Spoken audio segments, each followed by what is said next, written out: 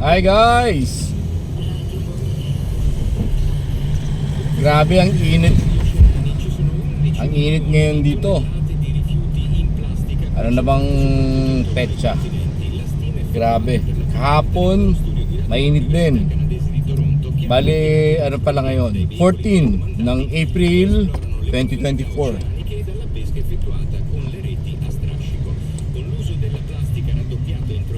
Linggo ngayon. Linggo kaya ang daming tao. Ang daming sasakyan.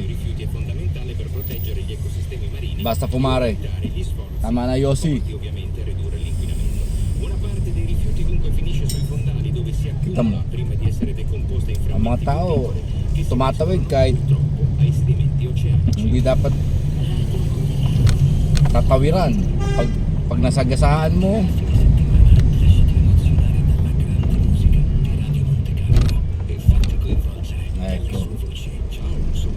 tawid kahit na walang pedestrian lane. Ay, ganun talaga.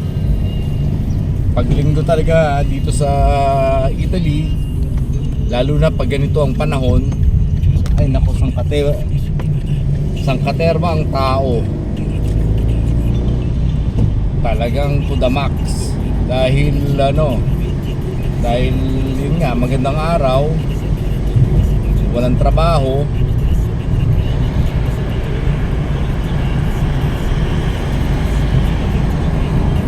kaya buong pamilya lumalabas, pupunta sa malls, sa parks, sa lakas ng hangin, sa mga swimming pool, fun park. Tama ba yung sabi ko? Fun park, hindi fun park. Fun park. May mga maraming swimming pool. Mamma mia, grabe. Ang init. Parang nasa Pilipinas. Dahil ngayon, April, sa atin, mainit pa rin. Balita ko nga, may heat wave dyan sa atin. Itong month ng from March, started March, I think. Tapos hanggang ngayon, April na,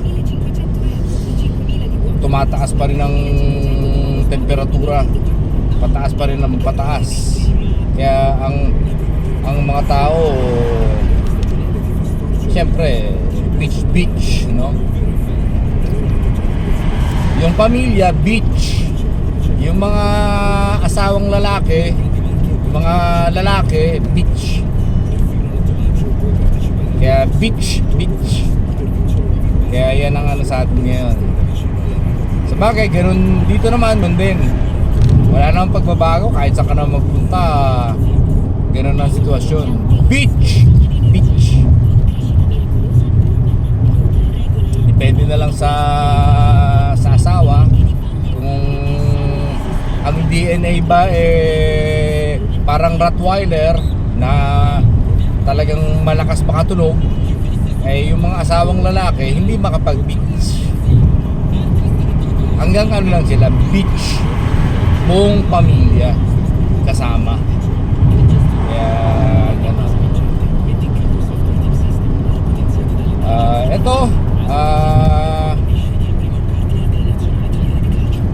Papunta ako ngayon ng Switzerland dahil pupunta ako dun sa bahay namin sa may bundok sa Switzerland, dahil nandun ngayon yung mga kiddos ko, yung mga kids. Kaya dahil kanina binisita ko yung mother ko sa ospital dito sa Italy. Dahil yung mother ko let's say she's fine, but she's not really fine, dahil may problema nga yung mother ko sa health niya. Pero alam ko 100%, ayoko na sabihin na 100%, let's say 98% na masosolve namin yung problem niya. At darating yung time na igagala ko yung mother ko ulit, kagaya ng dati na lagi namin ipinapasyal magkapatid kung saan kami nagpupunta, nagtutour, dinadala namin siya kung saan dahil nga ano na siya widow, wala na siyang asawa dahil namatay na yung stepfather kong Italiano. Kaso nga lang ngayon na-stop dahil nga nagkaroon siya ng problem sa health niya. Kaya ngayon nasa hospital siya.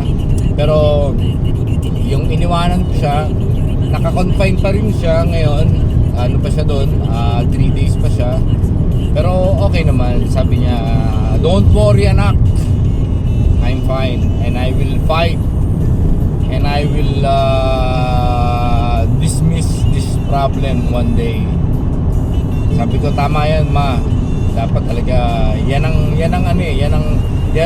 kumbaga the best medicine ma na magagamit o maiinom mo para gumaling ka, yung being positive tsaka yung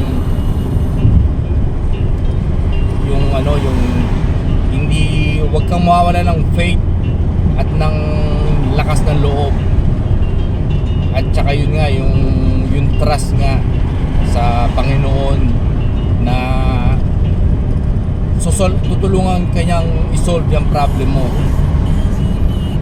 Dahil ano yan it's between you and Him. Tapos secondary na lang kami, yung mga kapamilya mo. Kaya ganun. But she's fine.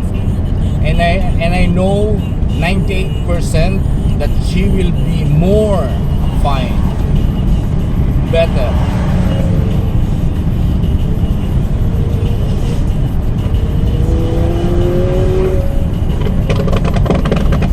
Wow, lupit nun ah. Anong yun? Anong kotse yun? Parang parang ano ba tawag dito? Ano ba yung kotse yung mahal na mas parang Lamborghini pero hindi siya Lamborghini Ano ba tawag doon? Yung merong si Mayweather. Ano ba yung kotse ni Mayweather na parang Lamborghini? Anyway, hindi na importante yun.